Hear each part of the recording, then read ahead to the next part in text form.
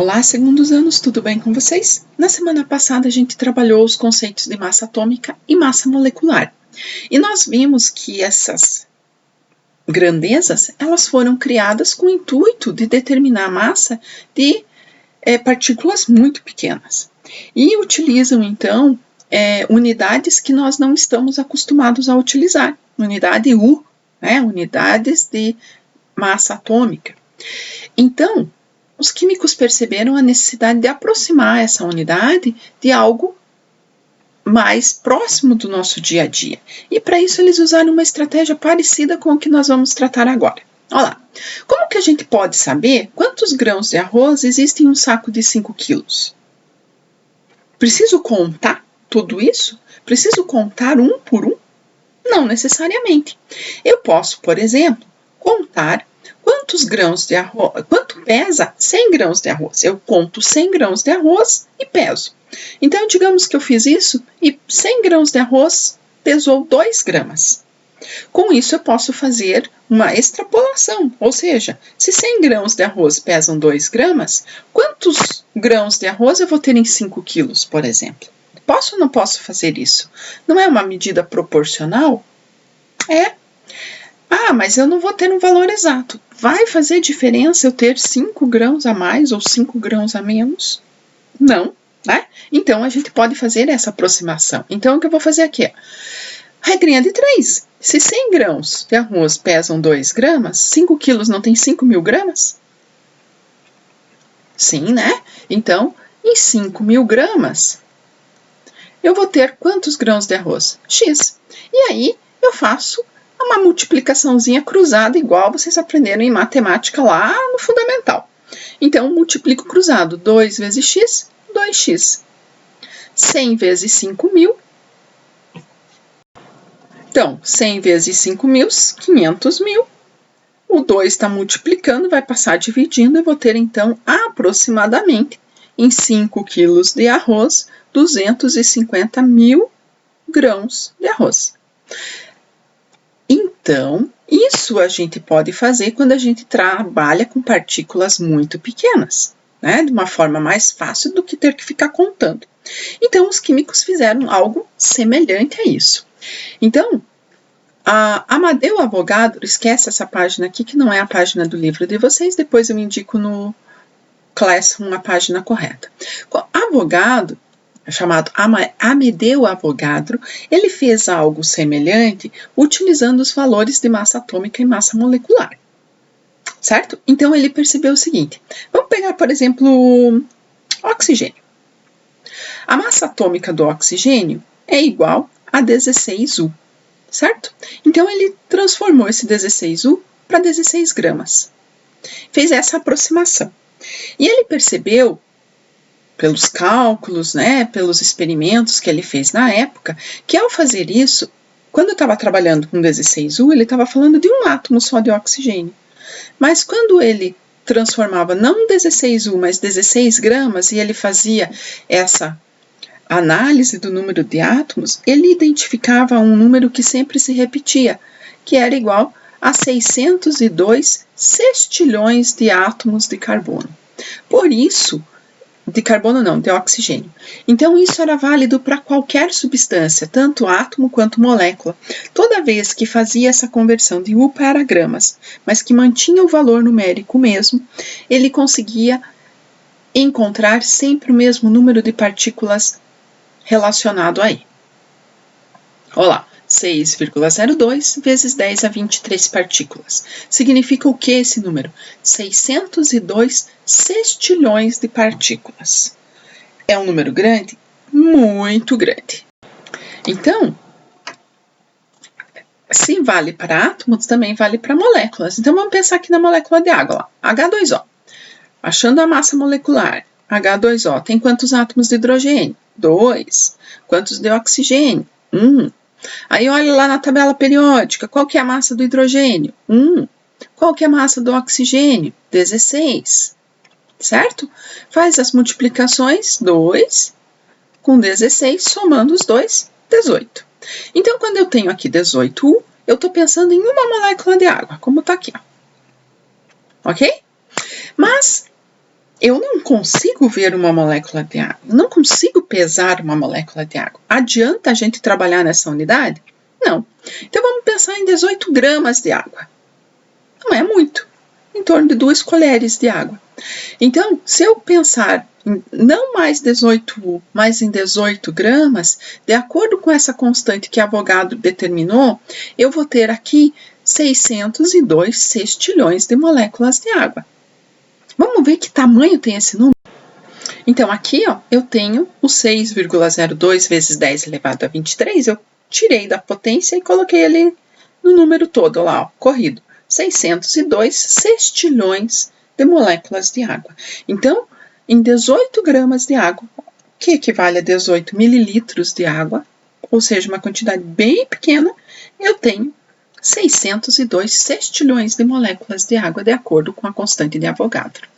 Ok? Então, para a gente não ter que ficar repetindo 602 sextilhões ou 6,02 vezes 10 a 23, que é muito cansativo, os químicos criaram uma grandeza que é chamada de mol, ou quantidade de matéria. Então, cada vez que eu digo que tem 602 sextilhões de unidades de partículas, eu posso dizer simplesmente que eu tenho um mol. Então, um mol nada mais é do que os 602 sextilhões de partículas. Tanto faz se forem átomos, se forem moléculas, o que quer que seja.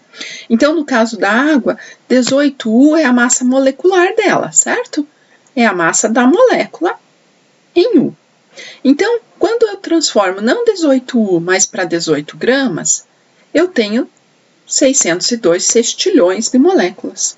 E quando eu faço isso, eu converto a massa atômica ou a massa molecular de U para gramas, eu tenho agora o que nós podemos chamar de massa molar, ou seja, é a massa que contém um mol, ou seja, é a massa que contém 602 sextilhões de moléculas. Ok? Então, nós podemos dizer que o mol é como se fosse a dúzia da química. Então, quando a gente pensa em uma dúzia de qualquer coisa, eu tenho sempre 12 unidades. No entanto, a massa de 12 elefantes é diferente da massa de 12 ratos, concordam comigo? 12 ratos, uma dúzia de ratos, vai ter uma massa muito diferente do que 12 elefantes. Então, aqui, no caso do mol, é a mesma coisa. Um mol de qualquer partícula, de qualquer substância, vai ter sempre a mesma quantidade de unidades, mas a massa vai ser diferente. Quer ver só? Veja aqui nessa imagem, eu tenho diferentes substâncias, em todos esses frascos eu tenho um mol de substâncias diferentes, certo? E por serem substâncias diferentes, eles vão ter massas diferentes. Como que eu sei essas massas? Pelas massas moleculares que vocês aprenderam a calcular na semana passada. Então, aqui é, por exemplo, o açúcar. A massa molecular do açúcar é, vou escrever aqui no branco que aparece melhor, 342U. Mas, convertendo esse U para gramas, eu tenho 342 gramas por mol, ou seja, em 342 gramas de açúcar eu tenho um mol. E nesses 342 gramas eu tenho 602 sextilhões de moléculas de açúcar. E para cada substância, de acordo com a sua massa, eu vou ter a mesma quantidade de partículas em cada um desses frascos, mas com massas diferentes. Certo, gente? Então, vamos pensar num exercício de aplicação disso. Olha lá, calcule o número de átomos existentes em 28 gramas de ferro. E ele me dá a massa atômica do ferro, que é 56. Então, vamos pensar lá, 56 gramas, né? Não vou mais trabalhar com U. 56 gramas equivale a 1 mol. Por quê? 1 mol para o ferro, eu transformo a massa atômica dele de U para gramas, eu posso associar isso com 1 mol. 1 mol de qualquer coisa sempre tem 602 sextilhões de átomos, né? Então, vou colocar aqui átomos. Então, essa é a minha referência, certo? Para o ferro, átomos de ferro. Se for outra substância, o que vai mudar é a massa. Eu sei que a cada 56 gramas de ferro eu tenho 602 sextilhões de átomos de ferro. Mas se eu não tiver 56 gramas e tiver 28 gramas, quantos átomos eu vou ter? É isso que ele está me perguntando. Vou usar a regrinha de 3. Lembra que a gente usou lá com arroz no começo da aula? Então, a gente vai usar a mesma ideia aqui. Então, se eu tenho 28 gramas de ferro, eu vou ter quantos átomos? X. E aí, ele não falou nada de mol, então eu esqueço o mol aqui. E aí, faço a multiplicação cruzada. Então, lá, x vezes 56, 56x. 28 vezes 6,02 vezes 10 é 23. Eu vou encontrar aqui o valor para ir mais rápido. Então, o valor de x aqui, 56 é o dobro de 28. Então, significa que em 28 gramas eu vou ter metade desse número de átomos. Ou seja, 3,01 vezes 10 elevado a 23 átomos de ferro. Certo? Lembra que eu falei que a gente ia começar a trabalhar com cálculos matemáticos e nós estamos exatamente nesse momento. Mais um exemplo para a gente entender. Vou fazer o 2 aqui, ó, dessa página, desse slide. Quantos mols correspondem a 189 gramas de ácido nítrico? Opa, falou de uma molécula agora. Então, eu vou precisar achar a massa dessa molécula primeiro. HNO3. Então, vamos lá. Tem um hidrogênio, um nitrogênio e 3 oxigênios. Para facilitar, as massas dessas substâncias estão aqui. Então, vamos lá. 1 vezes 1, 1 nitrogênio, 1 vezes 14 e 3 oxigênios, 3 vezes 16. Fazendo a continha aqui, 1, 14, 3 vezes 16, 48. Somando tudo isso, 63U. Eu não quero mais trabalhar com U, eu vou trabalhar então com gramas. 63 gramas equivale a 1 mol. Sempre eu vou fazer isso. A massa que eu determinar aqui, eu vou relacionar com mol. E 1 mol eu sempre vou relacionar com os 602 sextilhões que Avogadro determinou para a gente. Nesse caso, moléculas. E aí eu vou ver o que o problema quer. Ele quer saber lá quantos mols. Então, eu quero saber o número de mol. Corresponde a 189 gramas.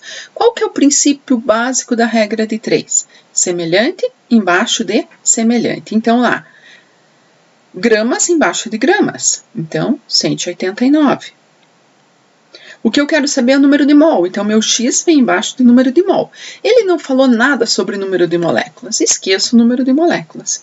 E aí, faço a regrinha de 3 aqui. Então, vou ficar lá. X igual a 3 mol. Está resolvido o exercício aqui. Ok? A partir dessa explicação, eu quero que vocês tentem fazer a atividade proposta para essa semana. Ok, gente? Um grande abraço e fico à disposição de vocês em caso de dúvidas. Beijos!